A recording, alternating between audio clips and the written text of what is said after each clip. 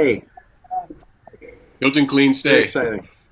What's the kind of summary? Give everyone here like the first person preview. Is it publicly announced or you just got it as a GM? Just came out. It's going to be out soon, so it's going to be exciting. Exciting stuff But you don't have the details yet. coming. It's going Okay, to be just the cool. brand name. Hilton Clean Stay. Ibu Wiwik, great to see you here. All right, we'll go ahead and get started. Yeah, exciting times. Exciting times. Great.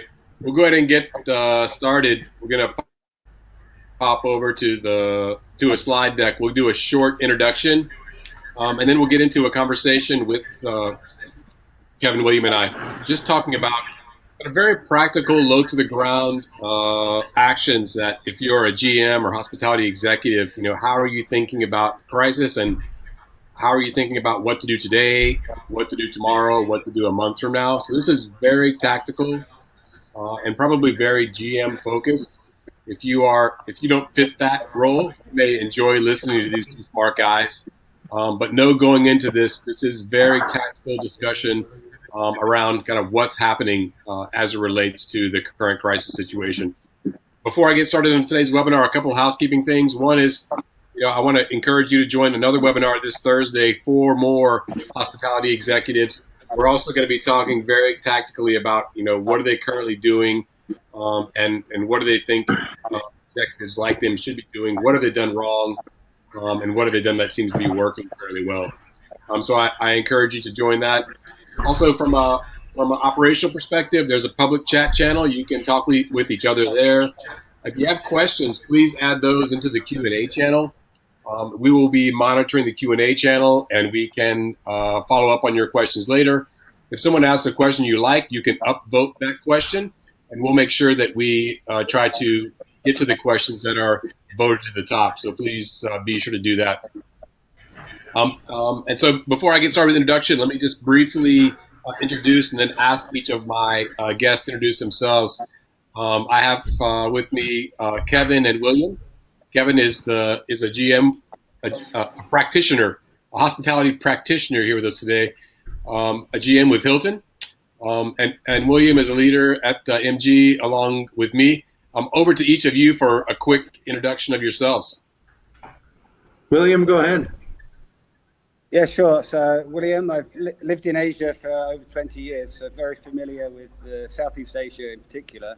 All the time working in travel, particularly on hotel distribution. So, this is my kind of speciality in terms of sales, marketing, as well as operations. That's about it. We'll talk about some of that. All right, Kevin, over to you. Kevin, been with Hilton this year in June, 20 years, and in Southeast Asia now, getting close to 10, about halfway to William's pace, having worked in Bali and now in Bandung, and worked obviously a long time with MG and other partners here in Indonesia, and looking forward to working together as we start to phase out at some stage. So, yeah, good discussion point. Thank you for the invitation. Thanks for joining, Kevin. So a brief introduction on what to expect today. We're going to go through and talk about potential areas for consideration as a general manager or hospitality leader.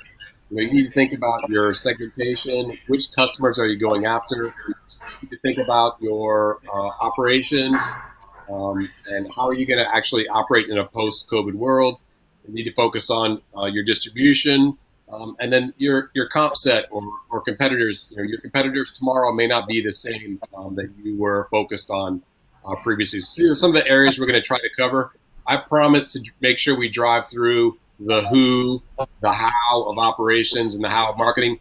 If we skip one, it'll be the competitors piece. So we'll get through at least 3 tactical areas.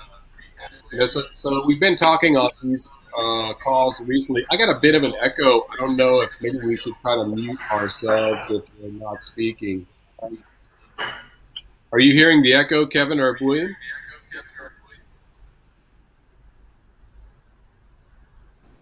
Yeah, I just muted mine, but I can still hear it. Maybe Kevin can try muting, and then we'll try to go off and on. So So we've been talking about recovery model. I won't go through this, but MG's view is that it's going to be a Y-shaped recovery. And what does that mean? It means there's kind of two different trajectories. Some recover fast, some recover slow. Unfortunately, hospitality is in the slow part of the Y. But what's important about that for this discussion is, as an executive, it's really important to think about this as a long-term problem. That you are preparing for not a 2 month issue, but you're preparing for a 12 or 18-month issue in a brand new environment for the long term. So it's not about surviving a short bump. It's about a complete reset in the trajectory of the business long term. It doesn't matter whether you think pessimistic view is the right one or moderate or optimistic. It is a long term issue. So I think that's a really important thing to consider. And the other thing that I think is important is to have a framing that you use for yourself around what are the different phases of the recovery. And we've been shopping this 4-phase model that we've developed based on some other models out there. And currently, we're in the first phase of it, which is general lockdown across most of the markets. And as we get into an easing, we call this a restricted phase, where some of the restrictions come off and people begin to travel again. These are the two phases that we focus on, and we think these two phases last quite a while, somewhere between 2 and 9, actually 11 months in total. So these are the two phases that we're going to focus on because while it's a long-term issue and important to think about in a long-term frame, it's also very important to think about what you're going to do tomorrow because the environment's changing so quickly.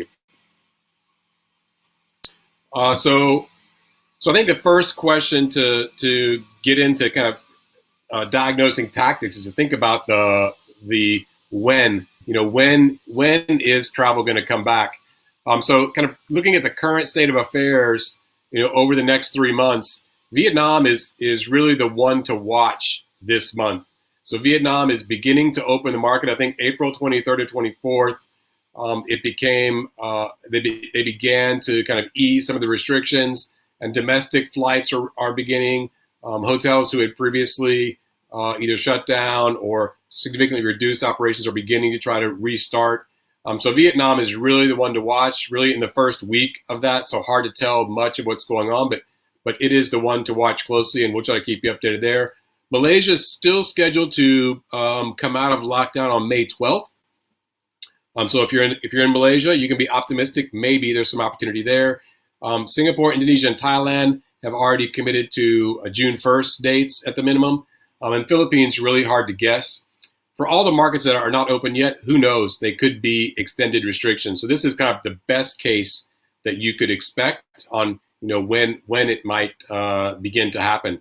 So the next question is, okay, so the market might open up in May if you're a Vietnamese or Vietnam-based GM, or June if you're Kevin in Bandung. But the question really is like, okay, well, but who's going to be traveling in those months? So if you take the case of Kevin, you there in Indonesia, in June, we think the restrictions will begin to ease, right? So May, it's essentially lockdown. Domestic and international opportunities are just not there, right? But in June, we hope, maybe there's some opening. And it could be both domestic and international. This is kind of the best that we could hope for. But when you think through more about the who, and particularly, for example, on international, a great example on why it's important to go deep on the who, which is, okay, well, who travels to Indonesia? Oh, okay, it's the Chinese, it's the Singaporeans, it's Australians, Malaysians, Japanese. These are the big inbound groups. What's the likelihood that those markets are going to be open, to sending people externally? That Indonesia will be open to accepting them as travelers internationally? I think it looks really, really slim. So this is why in June, I would say there's really very little international opportunity potential in all scenarios for Indonesia market. So this is kind of how I think we're thinking about each of the markets and what's possible in May or June. Kevin, how are you thinking through what to plan for in terms of who might be the travelers in May, June, or the coming periods? Well, in Bandung in particular, we're predominantly a domestic market, source market based in Bandung only, really. For the foreseeable future, that's what we see as well coming back, and we see it a little bit more resilient maybe than an international traveler, even if international considered Singapore, Malaysia, who would probably want to come out. But I'm thinking that in the short term, it's going to be more leisure focused, more short distance, less risk for those who are traveling. It's going to be short term demand, that type of play into the June July period. Obviously, May we're talking about no travel or very little travel, and into June it's yet to be seen just how much is going to come back. But we'll be testing the market, of course, and as others will, and we'll see what's going to come. But really, really domestic focused at the beginning.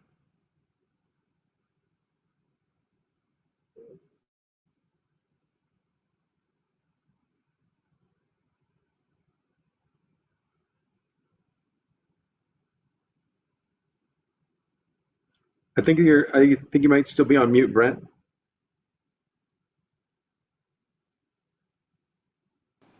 Thanks, Kevin. Yeah, I mean, I think it's a great story, and it's really important for hospitality leaders to get really pragmatic and practical around where are my travelers from, and in May, what's the likelihood that any of them are traveling? And if you're in Vietnam, maybe there's some, and from which markets, and even within a given market, there's winners and losers. So Bandung being a close proximity to Jakarta. It's driving distance. It sounds believable for me that, okay, people decide to go to Bandung for a short trip at the first phases of opening. But a market like Bali, okay, it's going to require people fly in, and it's also, a large international market. It looks like, wow, it's a lot more difficult. So I think going through this exercise, thinking about month by month, uh, market by market, segment by segment. What do I think the chances realistically of these people coming back? Help you plan for what to do with your hotel. If you close, it's a matter of when are you opening. If you're open, I'm sure if you're open, you've ramped down significantly. It's like, how are you going to plan your ramping up?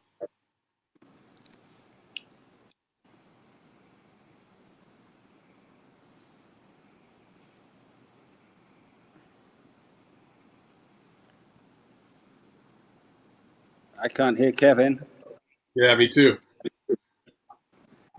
Anyway, with regard to that, I think that it won't be necessarily the leisure markets that come back first. I think that particularly to Bandung, I think a lot of it will be the business travelers. There's a lot of pent up demand of business meetings that need to happen.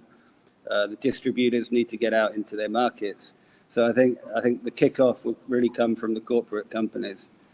And I think what we're seeing in China, starting in Vietnam, is that the domestic market really is the first market that goes. I think that will be the same in Australia too.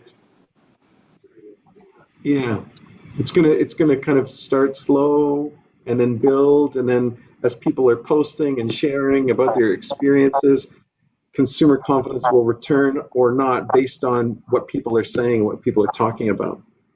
I lost you a little bit, Kevin, and William was in there too. But William had a counterpoint saying that even in a market like Bandung, he thinks corporate will actually be first. That there's Yeah. pent up corporate demand. Corporate people have to travel, and there'll be more incentive to travel versus leisure. I mean, look, Jakarta people have been locked out of the shopping mall for like 1 month, 2 months. That's going to be their first destination. It won't be Bandung. They want to go to Grand There's great Indonesia. shopping in Bandung, William. Great shopping. You should come. All right, I will. let me keep going with the content. So let's get into so that's kind of the who. Really important to get down and think about who are you going to be targeting during these early days. And what's realistic to think about. If you largely have historically depended on international inbound travelers from China, you really got to plot a different course, or else keep a really small footprint. So let's talk about operations, and let's think about lockdown, and let's think about kind of the restricted reopening, right? What, Kevin? What have you done during operationally during this lockdown phase? I guess you guys are open.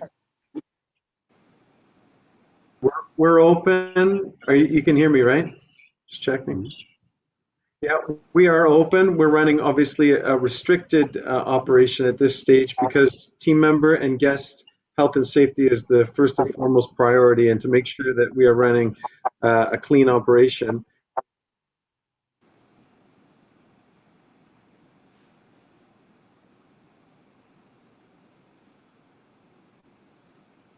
I lost Kevin again. Did you, William? Yeah, he got stuck. He was talking about running clean operation. I wasn't expecting that, and I just saw the news something about Legionnaire's disease and being Yeah, some, I and it think wasn't like basically a lot of the hotels which So actually that we shut down. maintain the. He's come back. if a Yeah, hotel shut. a lot of the hotels which shut down, they're gonna have to be careful when they reopen. Same with any facility, because when buildings get shut down, obviously things stop working, and particularly water pipes and running water and so forth. So there's certain things that can happen to these buildings, like a buildup of the bacteria that causes Legionnaire's disease. So a lot of hotels that have shut down, they need to take really good care when they're opening up again. Mm-hmm. And I think in across the region, I would say it's really hard to estimate. But for the star rated hotels, I would say it's easily 50% are essentially not operating at the moment. Yeah, I mean, according to our numbers, I think in Indonesia it's slightly over 50% of the hotel partners that MG work with. So that's star-rated hotels. Hey Kevin, you're back. You were talking about you guys are open. So let's talk about your thought process during the the reopening in June, hopefully. So now you said you've ramped down to a really small staffing. How are you going to think about that reopening, and how do you staff for it? How do you decide how many people to have in F&B, front desk, housekeeping? Is just day by day? So day by day, week by week, we have a framework for how we're going to build back close to what you've got in terms of like a restricted phase and then a slow return and then a new normal. We've got that sort of framework sliding scale on when government restrictions are lifted, and it will certainly be a day-to-day question. How many rooms do we have sold? How many people do we need on? What type of challenges do we expect?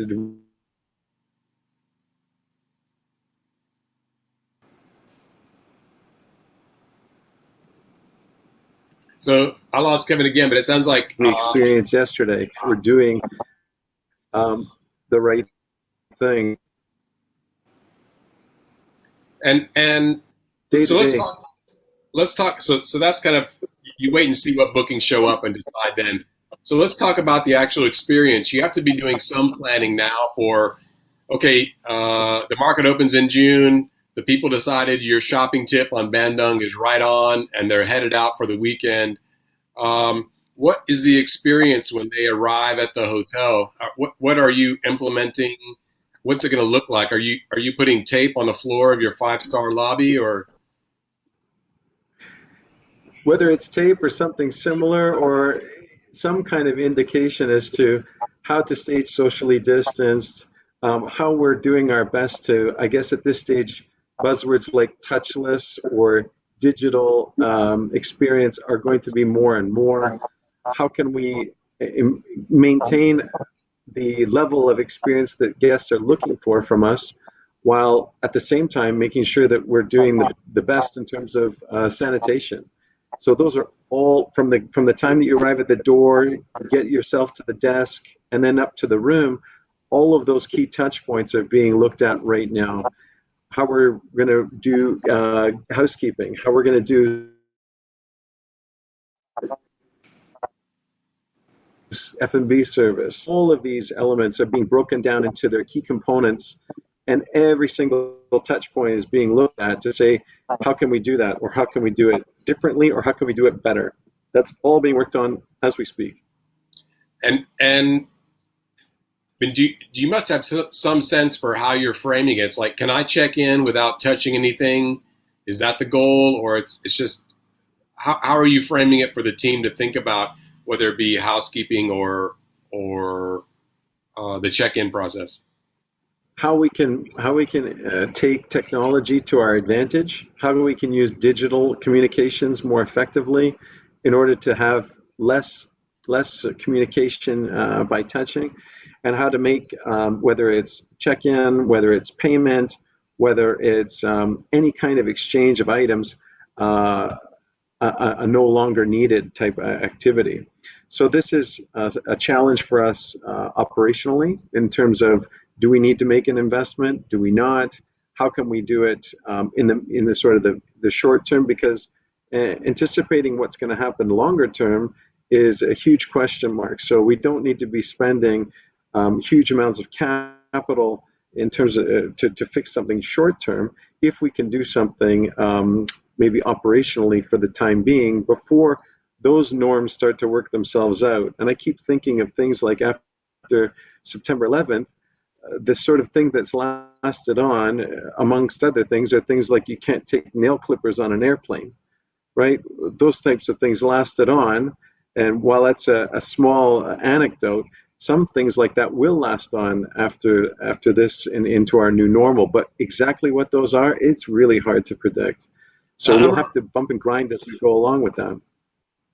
I'm not really sure how bump and grind fit in, but I'm really happy about the nail clipper thing, because I hate to be on a plane and somebody next to me starts clipping their toenails or something. That's terrible. So that's a really good hang on from 9/11. But I want to get like more specific on what's the check-in process. How do you envision it? Let's just not say it's your hotel, so not speaking for Hilton. It's like you're going to Williams Hotel in Jakarta. What are your expectations for you and the family, or Will, if you were going to go to Kevin's hotel, would you expect to like not touch a pen, not use paper, pass back and forth registration cards to the guests? I mean, a lot of the economies, especially Thailand, Vietnam, Indonesia, very paper heavy. Indeed, paper heavy, and indeed something for us to work on now, as we have a moment like this to debate it with our industry colleagues, and with other entities and other bodies. What kind of regulatory items could we change or update? Yes, those are discussions that need to happen. Yeah, I mean, I think things need to be done. You need to feel comfortable and safe, and I think especially if you're talking about Hilton or 5-star properties, people will pay a premium for feeling safe and secure. So I think especially towards the upper end, people really need to take positive action. I think what we're seeing in Singapore with the STB, they're running trials on facial recognition for check-in, and they're running that, I think, with 3 hotels at the moment in Singapore. And yeah, it saves 70% of time anyway. So this is one thing which should be there for the long term, because it's actually more efficient, it's cost saving, it reduces people. You can still provide the 5-star experience, but there are these kind of things that actually make sense, not just for the short term, but for the long term too. So, but definitely you want to feel clean, yeah. So you want to feel it's hygienic. You want to feel the space. You don't want to walk into a crowded lobby full of people. That's for sure. Yeah, and I think if your property doesn't sort this out in a really effective way, it could be super high tech using facial recognition, which is completely fine with me. I don't know if you guys as Westerners have this like data paranoia that, what's it, Big Brother's watching or something. I don't have that fear, but whether you solve it with high tech or low tech, it's like somehow you provide single use pens. They never need to touch the paper. Only your staff touches the paper. William, you were talking about Indomart, or somebody has like the plastic screen. You have to stand in between. Maybe it's low. Yeah, But I mean, why not? I mean, it protects the staff, right, as well. That's the important thing. It's not just about the guest; it's about protecting the staff. Because obviously, if they get anything, they can pass it back on. So I think you've got to look holistically at the whole thing. But it has to still feel like 5 starish, you know. I don't know, and I don't. There's some things that go too far, like the Air Asia Philippines flight. Did you guys see this announcement yesterday? It came out like Yeah, Air Asia Philippines flight uniforms, or something. It looked like these guys were in like you know ICU taking care of corona patient gear up. You know, that would just freak me out. I would never want to fly on a plane where the staff is walking around wearing that. And maybe I'll change my mind. I mean, maybe that is the new normal. Flight crews are going to wear that kind of thing. If I walked into a hotel and your staff was geared up like that, it would just flip me out. It doesn't feel like 5 starish, you know? yeah, but maybe that's what it takes to keep flying. I mean, there's other airlines that have done nothing and they're not even flying now. So at least they're trying to be proactive to come up with some kind of solutions, even if it's just the perception. I think as long as people can feel somewhat comforted that they're being looked after, that these things are being taken care of, then even if it's just the perception, it's good enough. And certainly at this stage, there are huge question marks around all of those activities. Just, is it enough or is it too much? Or is it, at what stage are we going to get to that balance? And I think there's going to be a lot of trial and error when it comes to what guests will say, that's right on, or no way, that's too much. I can't handle that.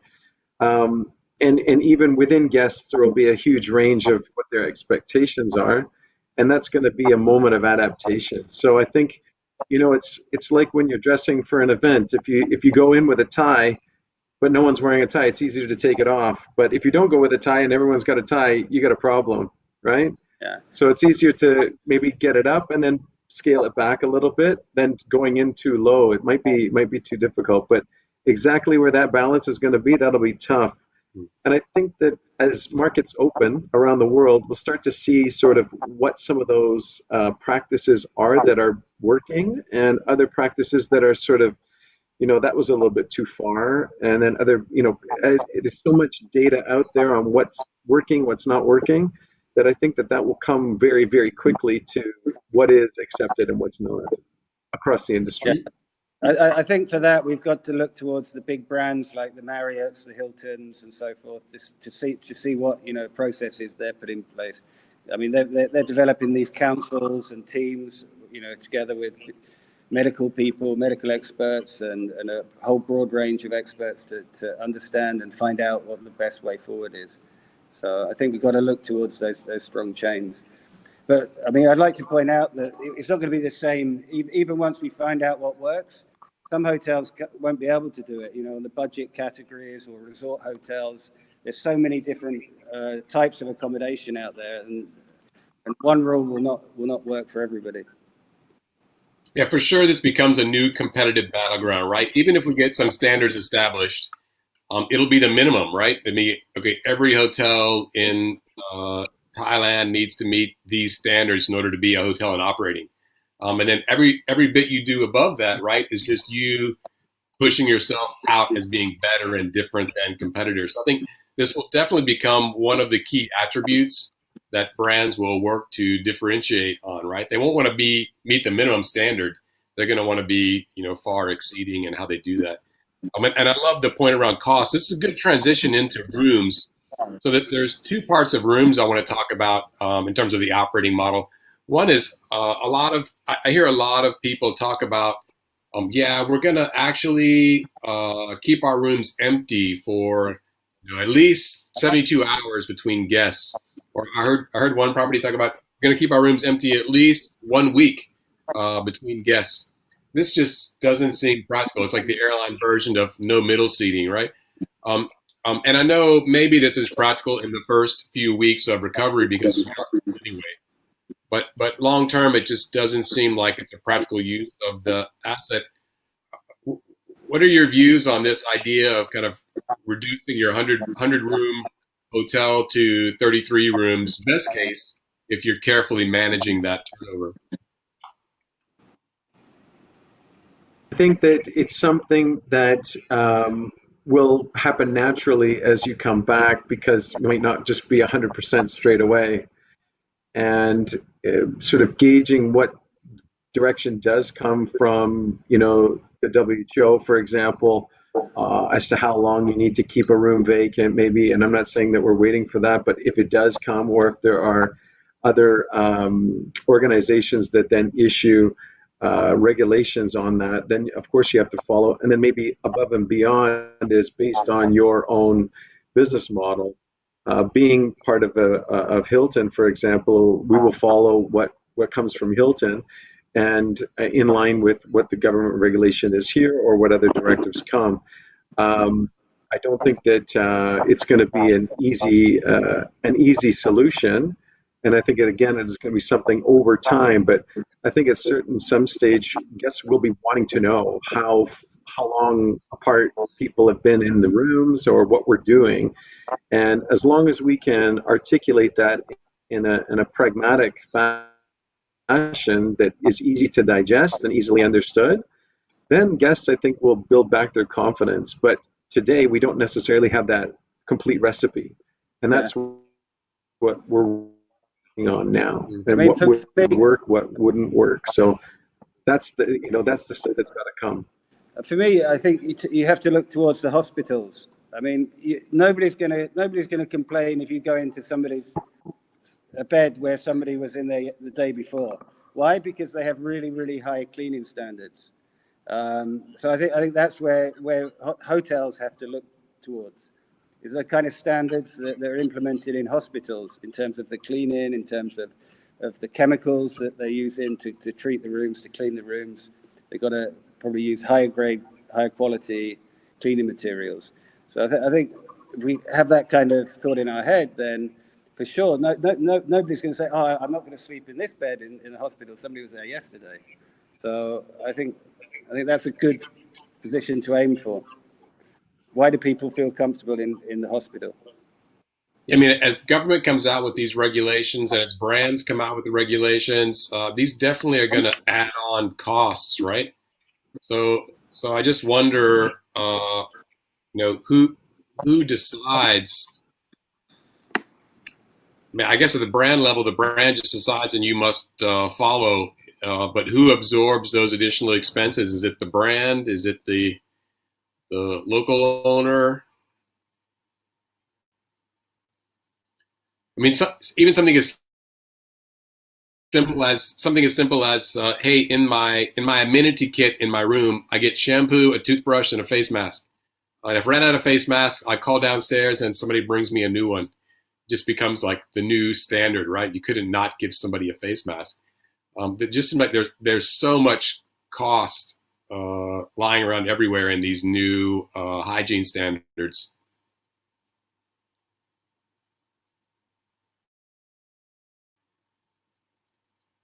Just like we lost Kevin. But maybe we can move on from operations into the next segment. One of the pieces of operations I want to talk about was just housekeeping, and how are you going to kind of level up? Is the existing staff the staff that can manage housekeeping in the new world, or are you going to have to kind of just do some training and level them up, or is it like a whole different level of I don't know who does hospital cleaning? Is this like a different level skill?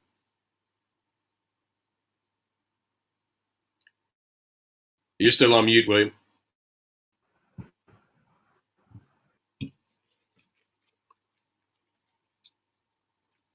Hey, Kevin Williams on. There you go. Hey, Will, you're on mute. Yeah, I mean, there's obviously companies that do it. I think a lot of it's done through outsourced companies, so they have that expertise and experience, which perhaps hotels can leverage on. I don't think it necessarily needs to be really, really much more expensive. I think people need to take a look at the rooms and get rid of stuff that's not necessary. Ornaments and magazines that aren't necessary, that people perhaps don't feel comfortable with reading a magazine which somebody else has been reading. So get rid of all of that, and have a look into the kind of chemicals that you're using. Is it the right one for this kind of virus? I saw the other day that I think in Hong Kong they've actually come out with a new antiviral kind of cleaner, right, that uses nanoparticles that you can actually just spray on elevator lifts, and as soon as a human touches it, the nanoparticle will release the kind of disinfectant, and it would clean the so you could actually just spray it on the lift panel, and it would be good for a few weeks. So there's a lot of innovation going on like this, which I think doesn't necessarily need to cost a lot of money. Hey, Kevin, since you're back, we were going to move on from operations, but before we do, I want to hit one more topic in operations, which is F&B. So I see some both during lockdown and then after lockdown. During lockdown, I see some hotels in Jakarta, in particular, trying to run F&B operations, hitting me with marketing messages on takeaway food from their kitchens.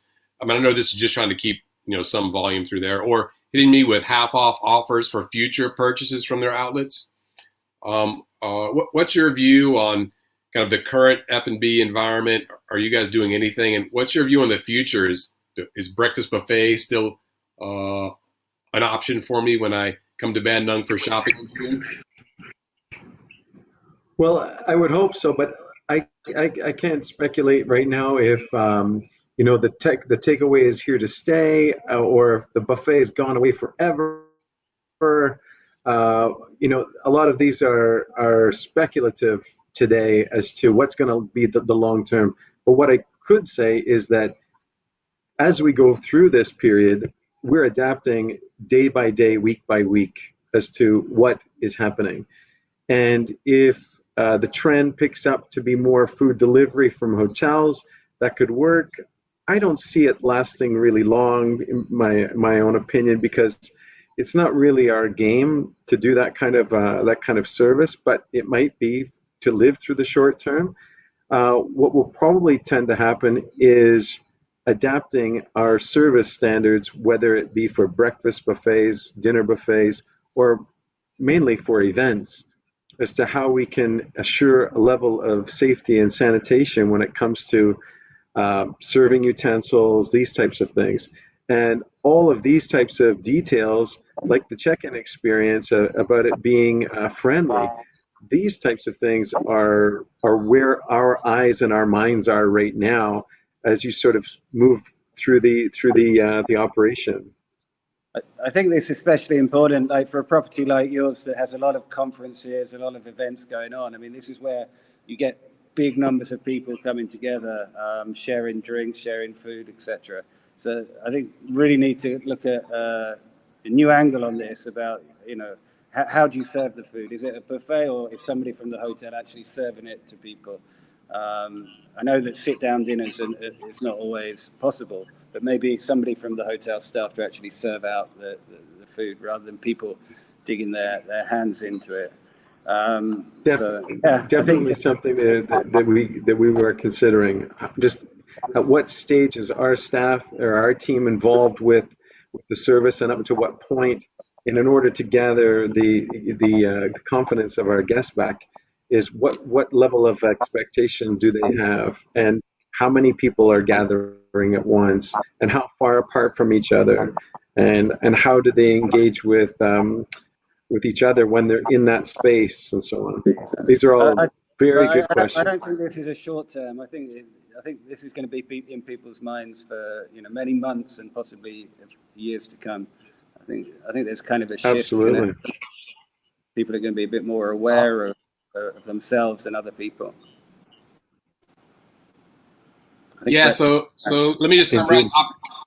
Let me just summarize your operations suggestions. It's in the whole check-in process, F&B. You really have to kind of take the time now to reimagine on an implementable level. What can you do in June that's going to make the experience better?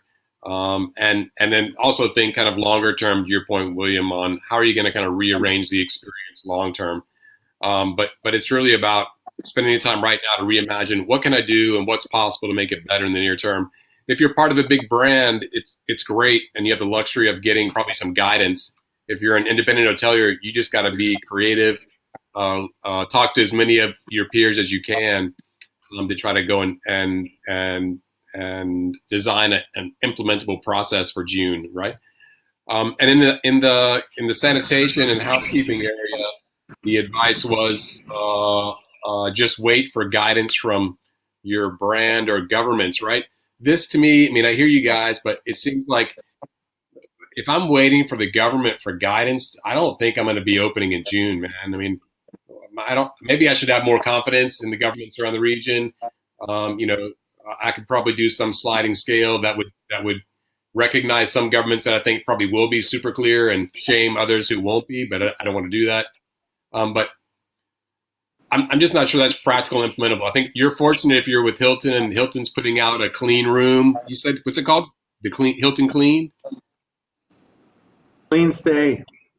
Clean stay, yeah. You have some guidelines to follow, right? But if you're an independent hotelier or somebody without, leadership putting together those brands, I mean that kind of guidance, and you're waiting for the government. Um, Hopefully it'll come, but I think you're going to need to go ahead and try to do some planning on your own as well. Yeah. I mean, there is some guidelines from the WHO, and I'm sure that the in Indonesia, like the Hotel Association, will come out with some pointers for the hotels.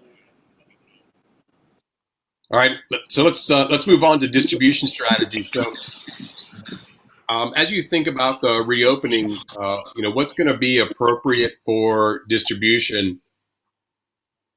Are you thinking about, okay, I'm just going to go with OTAs? I'm just going to go with MG only. That sounds like a good idea, Kevin. How are you thinking about your approach to distribution? Or are you going to take direct bookings only because it's relatively small volume? No, I think that the distribution strategy will be what it was before, in the sense that we approach all players. So we won't be favoring one channel versus another, or one GOB versus another. I think that what we'll be doing is just monitoring who's coming, what's the reason for coming, and how is this working out in terms of our operation? What are their needs? And for us to be able to connect with the guests through either our partners or directly, either way is what's going to be most critical for us. And being able to have a bit of a dialogue as to what they're expecting, because I'm sure that there will be many questions on their side as to how we're doing things. You've just put out the question about how are we doing check-in, and how are we cleaning rooms, and what's the breakfast buffet going to look like. That can only be articulated so well on a booking platform. I think that people will want to reach out and get more information, and we'll need to make sure that linkage, either through our partners, whether they be agents or corporate bookers or so on, will be critical for us to be able to have that dialogue direct with guests, to be able to build their confidence that they're making the right decision. Yeah, I expect that some players will be coming to hotel properties looking for crazy discounts because everyone's going to be hungry for volume, as well as maybe exclusivity. So on a call we did with Dan Linda today, one of his pieces of advice was do not do any exclusive distribution deals. Do not. So I can certainly imagine some of the larger volume players potentially asking for channel, like OTA exclusivity, for example. Yeah, I think that when you look at exclusivity today, I'm not sure what that would bring you in any way, aside from making some people really upset. And I think that today it is about, if we're really like all in this together, we're really all in this together, right? And if we're hurting, you're hurting, everybody's hurting. So and when we come out of this, if we're going to be all in it together, we really got to be all in it together, and do all of our best to get the destination marketed properly, whether it's a city, whether it's a country, whether it's a region. Building back confidence, consumer confidence is on all of our agendas, and to try to stand out and do something different than everybody else in terms of a channel strategy. I'm not sure that that's today where we should be focusing. I think we should be focusing on, as an industry, rebuilding confidence that you can travel safely again, whether it's to Bandung, or whether it's to Indonesia, or whether it's to Asia, wherever that's going to be, because people they want to travel innately. They want to get out and connect with people. It's just that concern today that whether I can do it safely and return safely. Today it's a definite no, and they want to build back gentle. So that's our challenge first.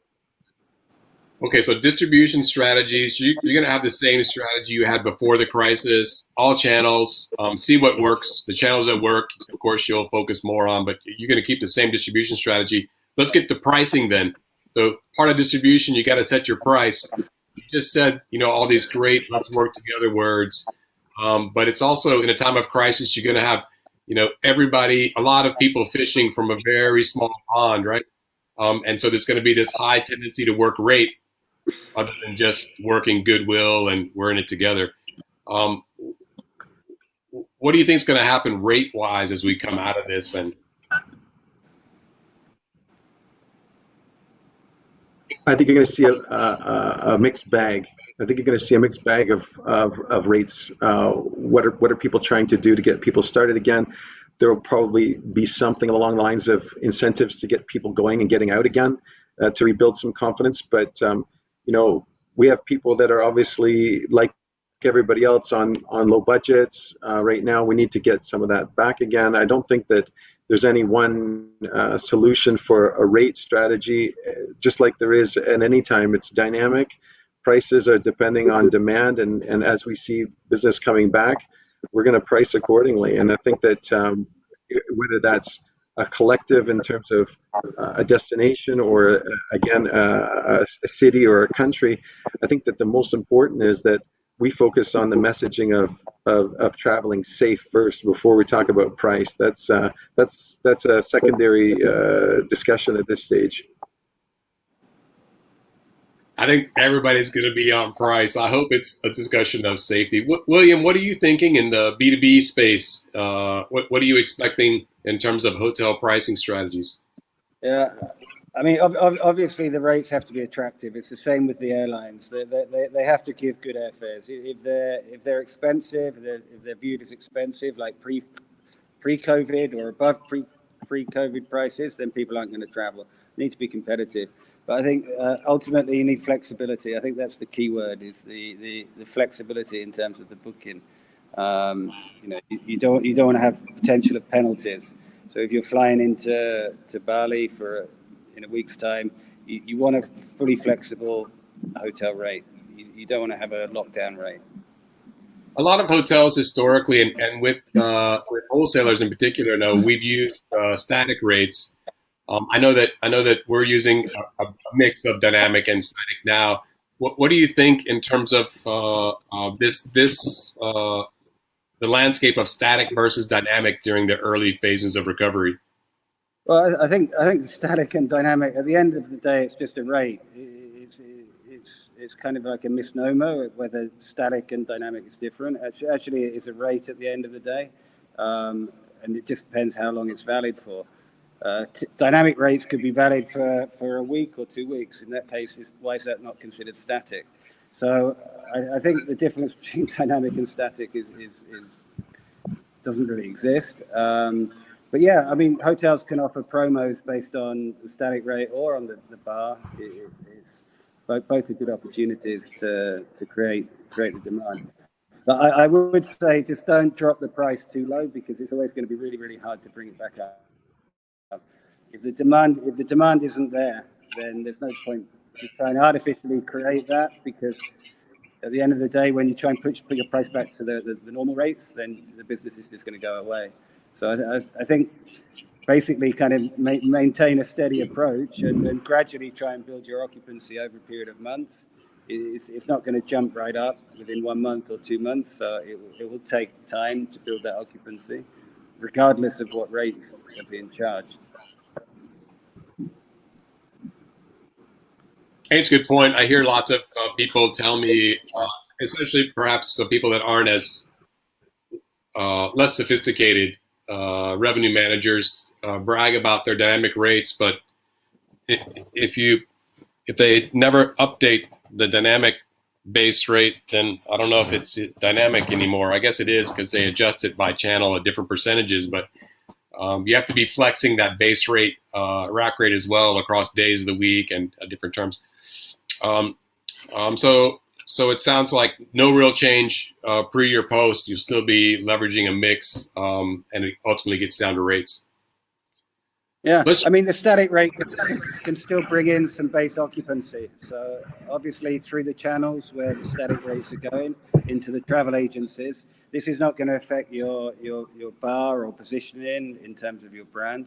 So in terms of static rates, it's still a good channel to sell through those travel agents in order to build some kind of base occupancy without disturbing your published rates or best available rates.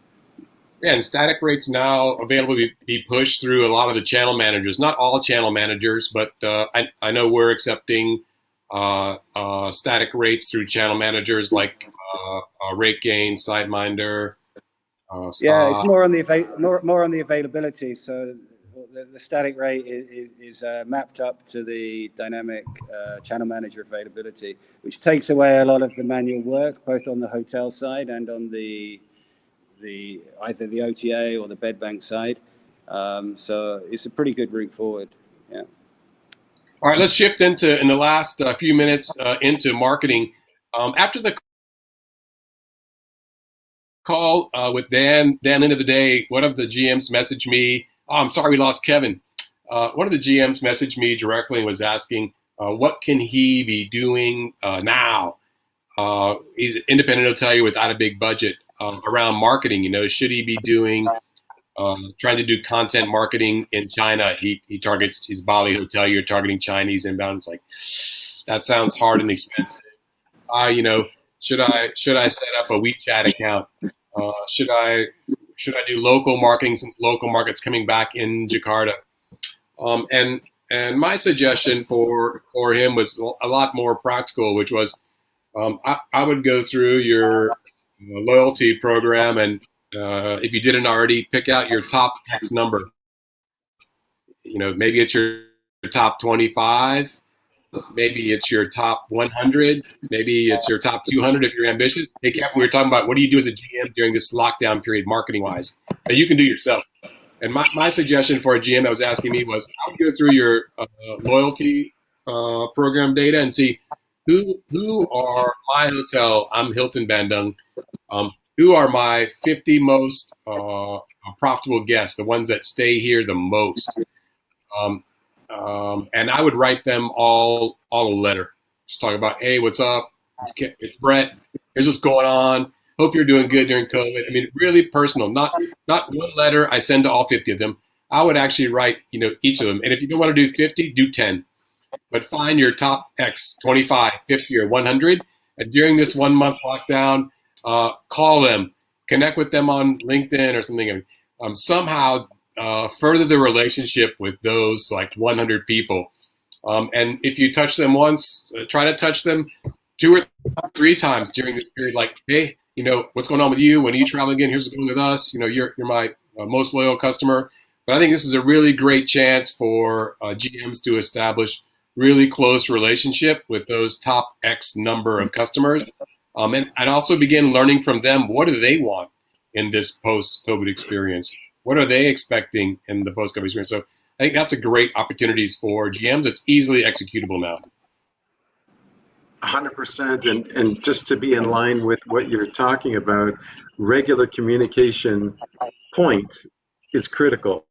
Whether you're talking about team members or guests or partners like yourselves, I find that most of my day right now, 90%, is just either on phone or messaging, keeping in touch. Our teams, keeping in touch with our teams, doing video updates with our teams, doing this type of communication, just staying in touch with people in a meaningful way to talk about what is really happening and giving them clear information as you can of what's available so that you're showing what's happening and what we're going to do about it as we know as things are transpiring, because people want answers as to things that are happening yesterday, what's happening today, what's happening tomorrow.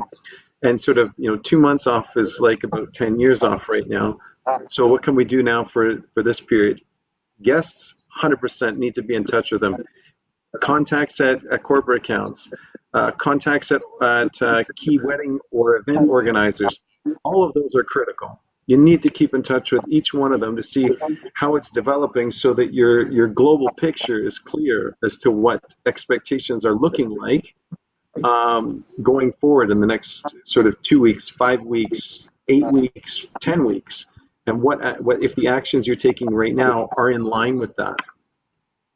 I really think that that is the marketing activity to be done during this lockdown phase. Like spending any money, although I hear lots of people saying, do some top of funnel awareness stuff. It's coming. Don't lose your awareness. No, I wouldn't spend my money there. I would spend all my salespeople's time setting up calls, talking to top accounts, talking to top customers, talking to top guests, and learning from them. What do they think is happening? When are they going to travel? What do they want? These are the Yeah. things that are really executable and high value now. I'll give you a small example, right? Most of our sales team is working from home, right? And they're contacting clients who are also working from home. And just by talking about how's working from home working for you, we're learning stuff and they're learning stuff at the same time. So while there's lots of great information available online about great practices for working from home, just that human connection about, oh yeah, when I'm working and the kids come in, it drives me nuts, or this kind of thing. These things are human to human interactions that provide a lot of value for each. And I think that, as a memory of you coming out of it, maybe that's something that you'll take on with you as you go forward. Maybe you'll share each other and then build together. And that's, I think, the most valuable piece coming out of it at some stage. Will, what are guys at MG working on with hoteliers during lockdown? When you talk to hotels, what do you talk about? Like, yeah, we got no volume. Yeah, me too. No, I mean, we've been on the sourcing side, particularly, we've been really, really busy actually with trying to make medium long-term fixes to our channel manager setups, our mapping with the different channel managers, with the different hotels. We've been working kind of behind the scenes with people like Derbysoft, IHG to get the connectivity up and running. So there's a lot of technical stuff which we've actually been able to continue with over this period of time. And in some way it's nice because when the business comes back, we're going to have a number of different channels and product available. So, we've been kind of busy on that side of things. When you talk to hoteliers like Kevin, what do you guys talk about other than that there's no volume at the moment? Yeah, not much else. Yeah, it's pretty bad. But I see that this last week or so we've seen some hope. We see Australia has some really good news. New Zealand has some really good news. We can see travel is coming back in China already. So these past few days there's been some positive news out there, and I think we all look forward to that now. All right, well, we're coming to the end of the time. I'm going to move to some Q&A. I'm going to skip the competitors section. My only advice on competitors is I would use this time to review your comp set, especially during the initial phases of recovery, because everybody's going to have different level of operational readiness. So definitely think about that. Do a quick review of your comp set and think about how you can leverage the positions of different people during this first few months to your advantage. So just kind of going through the Q&A, not a lot of questions, but a couple up at the top, which is, do you think there's going to be required kind of vaccine or health certificate? It's already been announced in Beijing. If you want to stay at a Beijing hotel of any star rating, you need to have a government issued health certificate in order to check in. Do you think this is going to become a requirement as we have the easing in Southeast Asia?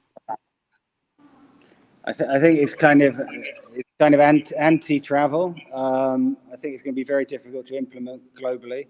I think what you'll have is a lot more when you check in, people will ask where you've been traveling,